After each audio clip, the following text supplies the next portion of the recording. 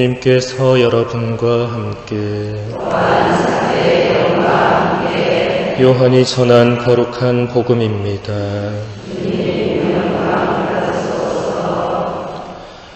그때 예수님께서 유다인들에게 말씀하셨다.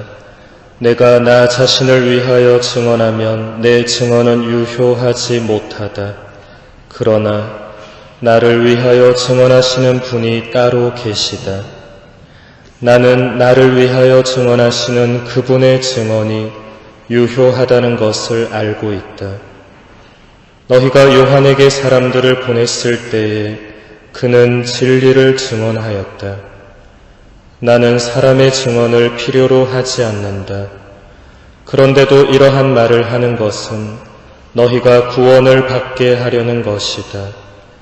요한은 타오르며 빛을 내는 등불이었다. 너희는 한때 그 빛 속에서 즐거움을 누리려고 하였다. 그러나 나에게는 요한의 증언보다 더 큰 증언이 있다. 아버지께서 나에게 완수하도록 맡기신 일들이다. 그래서 내가 하고 있는 일들이 나를 위하여 증언한다. 아버지께서 나를 보내셨다는 것이다.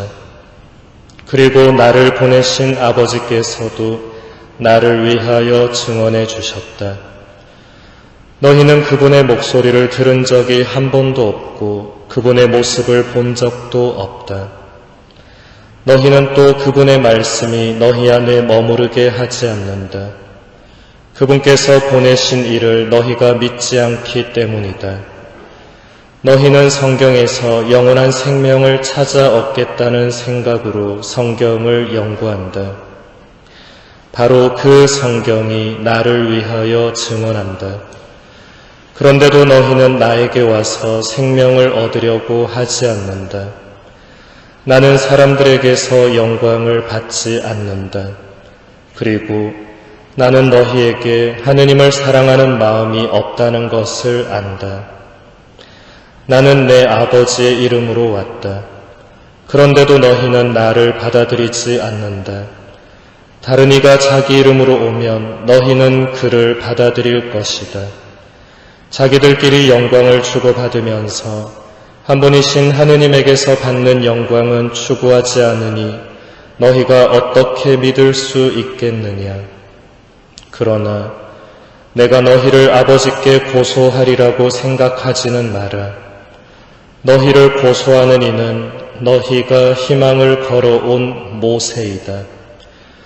너희가 모세를 믿었더라면 나를 믿었을 것이다. 그가 나에 관하여 성경에 기록하였기 때문이다. 그런데 너희가 그의 글을 믿지 않는다면 나의 말을 어떻게 믿겠느냐. 주님의 말씀입니다.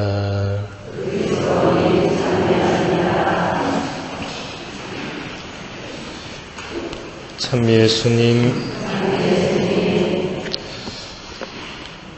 아우구스티노 성인은 오늘 독서 말씀을 다음과 같이 해설하고 있습니다. 하느님께서는 이스라엘 백성을 없애버리시려고 모세에게 다른 민족을 제안하십니다. 너를 큰 민족으로 만들어 주겠다. 그러나 모세는 이 제안을 받아들이지 않습니다. 그는 죄인들을 버리지 않고 죄인들을 위해서 기도합니다. 모세의 기도는 놀라운 사랑의 증거입니다. 모세의 사랑이 얼마나 어머니의 사랑과 같은지 잘 보십시오. 하느님께서 당신을 모독하는 백성의 파멸을 경고하시자 모세는 모성이 솟구쳐서 백성을 위하여 하느님의 진노에 맞섰습니다. 모세는 말합니다. 주님, 그들의 죄를 부디 용서해 주시기 바랍니다.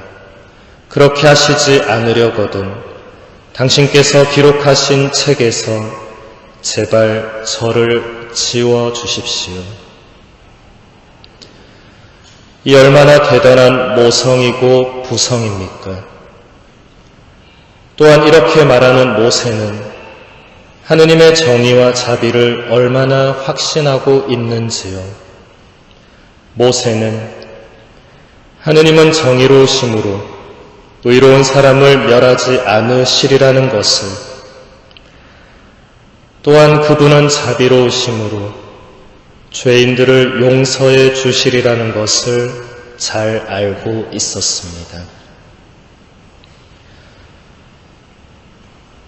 아우구스티노 성인의 해설처럼 모세는 하느님의 정의와 자비를 깊이 확신하고 있었습니다. 그래서 하느님께서 내리시려던 재앙을 거두어 달라고 거듭해서 애원할 수 있었습니다. 제가 생각할 때 모세는 하느님의 정의보다 자비가 훨씬 더 크다고 굳게 믿었던 것 같습니다. 만일 하느님께서 정의대로 행동하신다면 당신을 저버리고 금송아지를 만들어서 신이라고 섬기는 이스라엘 백성들을 그 죄대로 다루시는 것이 맞기 때문입니다. 그러나 모세는 하느님께 정의대로 행동하시지 말고 당신의 자비로 이스라엘 백성을 용서해 달라고 간청했습니다. 구약의 호세아서를 처음부터 끝까지 읽어보면 이스라엘 백성은 또다시 하느님과의 계약을 저버리고 타락한 생활을 하게 됩니다. 그래서 하느님께서도 이제 정말 당신의 백성과 관계를 완전히 끊고 불성실한 그들에게 더 이상 자비를 베풀지도 않겠다고 결심을 하십니다. 이렇게 결심하신 뒤에 하느님께서는 이스라엘을 더 이상 당신의 백성으로 여기지 않으십니다.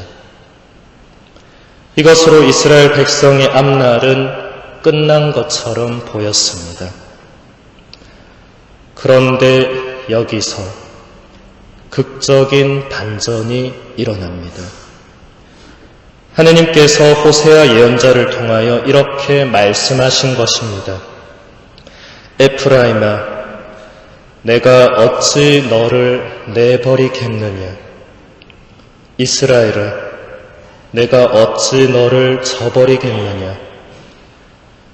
내 마음이 미어지고 연민이 북받쳐 오른다.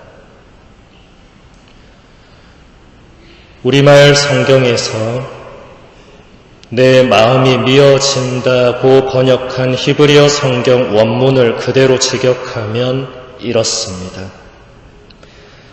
나는 나의 정의를 뒤집어 엎었다. 다시 말해서 하느님께서 당신 스스로 당신의 정의를 무너뜨리셨다라는 것입니다. 당신의 백성을 멸망시키고 없애버리시겠다는 생각 대신에 하느님 자신 안에서 어떤 변화가 생긴 것입니다. 왜 이런 일이 일어났을까? 호세아는 모세처럼 이스라엘 백성을 위하여 하느님의 자비를 청하지도 않았습니다. 그 이유는 우리말 성경에 번역된 그대로 하느님께서 당신 백성에 대한 연민에 북받쳐 오르셨기 때문입니다. 그런 까닭에 하느님께서는 타오르는 분노대로 행동하지 않으셨습니다. 하느님 안에서 자비가 정의를 이긴 것입니다. 하느님께서는 이사야 예언자를 통하여 이렇게 말씀하십니다. 내가 잠시 너를 버렸지만 크나큰 자비로 너를 다시 거두어 드린다. 분노가 북받쳐서 내 얼굴을 잠시 너에게서 감추었지만 영원한 자애로 너를 가엾이 여긴다. 산들이 밀려나고 언덕들이 흔들린다 하여도 나의 자애는 너에게서 밀려나지 않고 내 평화의 계약은 흔들리지 아니하리라. 너를 가엾이 여기시는 주님께서 말씀하신다.